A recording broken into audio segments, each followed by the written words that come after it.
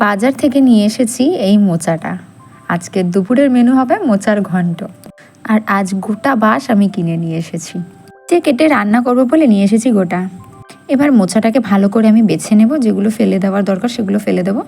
বাকি ঝিরিঝিরি করে কুচিয়ে কেটে নিয়েছি। এরপরে জলের মধ্যে মোচাগুলো দিয়ে লবণ আর হলুদ দিয়ে ভালো করে সেদ্ধ করে নেব। একদমই সিম্পলের মধ্যে রান্নাটি আজকে আমি করব।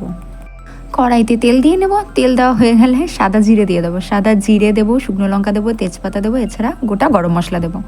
তারপর সম্পূর্ণ মশলাটি একটু ভালো করে ভাজা করে নেব। তারপর আলু দিয়ে দেবো, তারপরে লবণ দেবো। ওগুলো একটু ভালো করে ভাজা করে নিয়ে এতে সামান্য হলুদ আর পেঁয়াজ বাটা দিয়েছি আমি, সামান্যই, খুব বেশি নয়। পুরোটা ভালো করে মিশিয়ে নিয়ে দিয়ে দেবো হচ্ছে টমেটো। তারপরে অল্প জল দিয়ে ভালো করে মশলাটাকে কষিয়ে নেব, যাতে মশলার গন্ধ না আসে। আর এতে দেবো আমি আগে থেকে ভেজে রাখা কাঁচা বাদাম। আবার ছোলা দিলেও ভালো লাগে, ছোলা দিলে বেশি ভালো লাগে আমার কাছে, যেহেতু ছোলা ছিল না তাই আমি বাদাম দিয়েছি। এরপর দিয়ে দেবো আগে থেকে সিদ্ধ করে রাখা মোচাটা। ব্যাস, আমার মোচা প্রায় রান্না হয়ে গিয়েছে। শেষে দিয়ে দেবো সামান্য গরম মশলা। একটু ঘি দিয়েছি, সেটা আমি ভিডিও করতে ভুলে গেছি। তো আমার মোচা রান্না রেডি। টাটা।